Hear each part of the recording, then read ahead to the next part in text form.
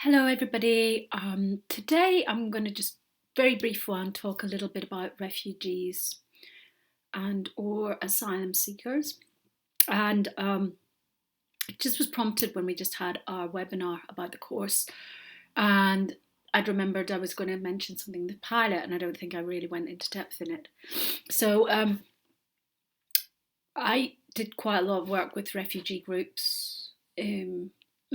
From maybe around the year 2001 till maybe 2010, and set up an organisation with a group and we called ourselves Solid Earth, and we used to do fundraising to assist refugee groups and put the funding through Médecins Sans Frontières, because there was a proper charity on the ground doing stuff and humanitarian. And I did research for a festival called Future Sonic on migrations, and mediated the panel groups on that at one point earlier than 2004. And then I also did an ESOL for teaching English to speakers of other languages around that time. And so I did some training in refugee awareness, and it was really shocking. This was in England, and there's a lot of nationalism in England. And when we did the training, and I think a lot of this still stands, we looked at the myths and looked at what people think refugees are, like spongers of the state, taking our jobs, and all of these things. And actually the statistics, certainly in the UK, were that there were more people leaving every year than coming in. And it's just about, I guess, for this course, looking at how we deal with people whose first language isn't the language that we have. And I think especially in the Western world, most people only speak one language. And I see shocking things when people are speaking to traumatized people who they don't want to necessarily be in the country, but they've been shipped out, or they spent 20 years in a concentration camp, could well be refugee camp. And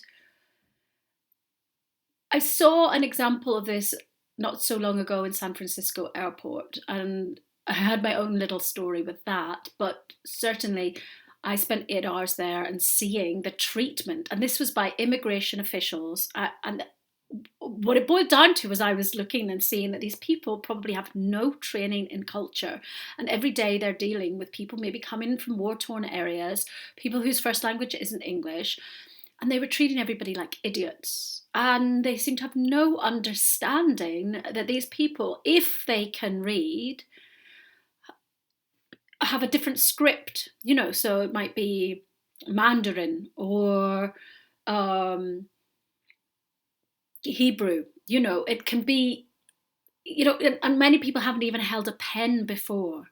And that doesn't mean that they're stupid, but how people were treating them, because they were coming in already disorientated, people with glasses who already didn't have very good vision, being shouted at like they were stupid as they came into the US because they couldn't read English really quickly, being frog marched to different places. And they're trying to decipher something that is not their first script, and they might have a pictorial representation, like the kanji or in Mandarin, it's represented a different way. So they have a totally different spatial awareness and way of looking.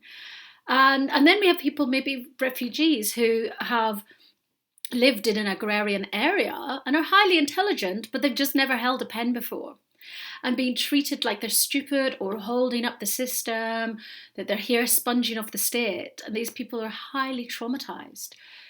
And I feel there's just a complete lack of empathy for what people go through, but actually that they see things from a different way. When I was doing my doctorate, I was looking at different ways of looking. And there are studies written about this. And if you study art history, we can look at perspective and how it changes through the epochs. And if you look at the art from different countries, you'll see there's a style and a way of looking. And when countries are more collectivized, they may put different things in the frame. And when I studied film semiotics and cinematography, I was looking at, how people frame shots and what they look at and how they see, because we are conditioned to see things in a certain way. So in the Western world, people want to see one person maybe in the shot because things are so much more individualized. So it's about the winner, the pretty person in the middle. And in other fields, in fact, if we look at Muslim culture, it's art is about not directing anything, and what is sacred is about not mentioning names or not idealizing different people or images above others. And so if we look at things like mandalas in the Tibetan lineages or Buddhist lineages, we look at Islamic ways of looking, people see things from a different vantage point. And people in the West from privileged backgrounds are very ill-equipped to actually open their vantage point to another way of seeing.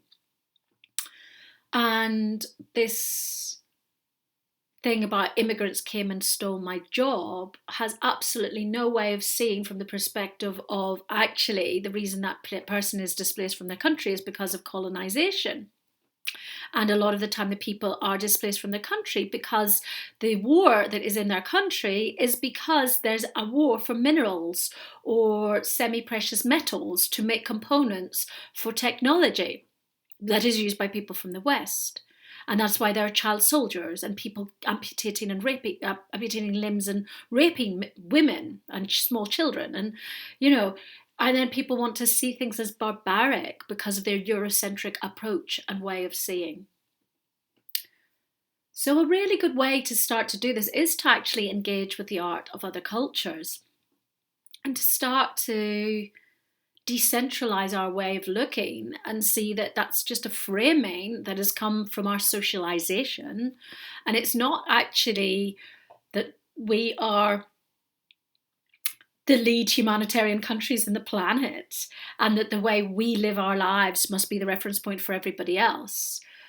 Because these cultures, and many of the cultures which now have huge hordes of refugees, are the countries with the ancient civilizations. And these are often the cultures where our basis of numerology or things like geometry have actually come from. And the fear-mongering and the titling that people bring in to how they see refugees is something that's created by the media to create hysteria and fear and has zero empathy about it. So the next time you see somebody who is having problems saying something in English, maybe find out how many languages they actually speak, because they've probably had to come in trauma from their country, probably cross many, many countries, probably many of their family have died on the way. And some of these people were like the engineers and the scientists of their culture. And when we were doing a lot of work for the people of Darfur. And that was an area that was part of the Sudanese conflict. And then the Darfur conflict became the biggest humanitarian disaster at the time. So we were working with Darfur refugees. And these people were the tribal elders of their culture. And they had nothing. And they were Muslim, and they would just open up when we would ask them about the culture because nobody wanted to know. And these were super intelligent people, and they were then learning to speak English phenomenally quick. And we did certain things like we were part of working with an academic who was working with textiles, who made in an area called Hume, I think called Hume Sweet Home. This was maybe 2009. And she was teaching people, people all knew how to sew, even the men, because they sew their stuff up. So she had all these different refugees from different groups sewing their homeland. So some of them were sewing the map, some of them are sewing the journey, some of them were sewing their new house and a connection to what their old house looked like. And sewing a thread from their new life to their last experiences was really, really therapeutic to them. And not only were they doing that, but they could sit in a gentle space and be held in their story. And most of the time, they're being shunned, treated like they're idiots, just because they have a different way of looking. And I feel it's really time for us to really have a bit of a think about, can we maybe start to learn a few words in somebody else's language? And when I was in San Francisco airport and saw these people shouting at these people who've come in, and many people travel to the US thinking that they're coming for a new life, the American dream. And then the minute they come in, they're like corralled and treated like idiot cattle and ridiculed. I mean, the guards were actually making fun of different people and saying very, very disgusting things about each person, and about me too. And but it was a real eye-opener, and I just pray that we can have more training for people, especially the front of house of different countries, for refugee awareness. So this thing that these people are backward and slow, they're just trying to keep up. And I remember years ago I had a friend from Croatia, and she'd been a supermodel, and then she was hanging out with us, and we were still in our party phase. And one time she'd written on a blackboard in her house, you may think I'm stupid, but usually when you've moved on to the next topic, I've just started to sink into what the last topic was about, and I was just about to say something, but you all moved on. And she was very, very quiet.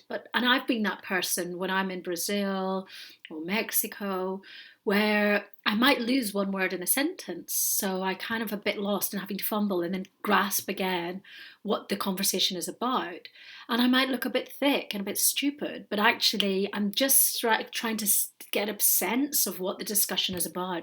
And then people are on to a new topic, and then, right, we've got to go. And I'm like, what's going on? I didn't know, because I've lost a few reference points. And this is something else to really pay attention to, is to modify your English, because this comes down to this patriarchal way of using rhetoric to outwit people. And I think I speak of it in one of the other videos.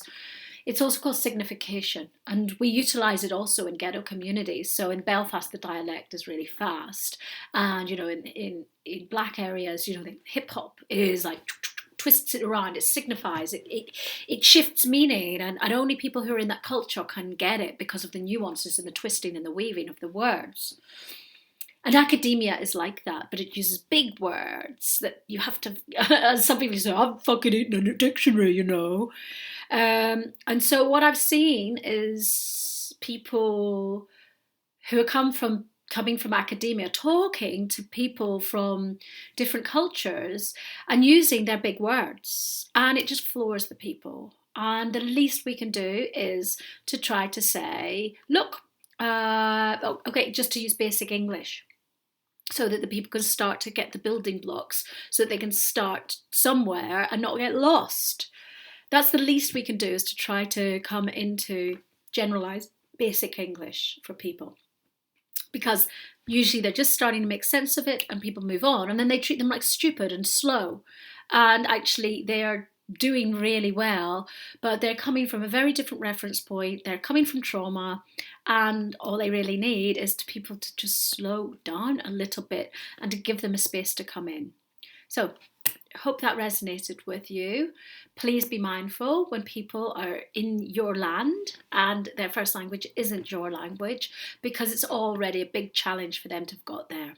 Not to mention probably having to pay for a visa if they weren't seeking asylum, all the costs, and the fact that their money system is usually meaning that they've had to probably get their whole family to save up for 10 years just to pay for the visa. So please, empathy for people from developing countries, especially those who've had to flee their homeland.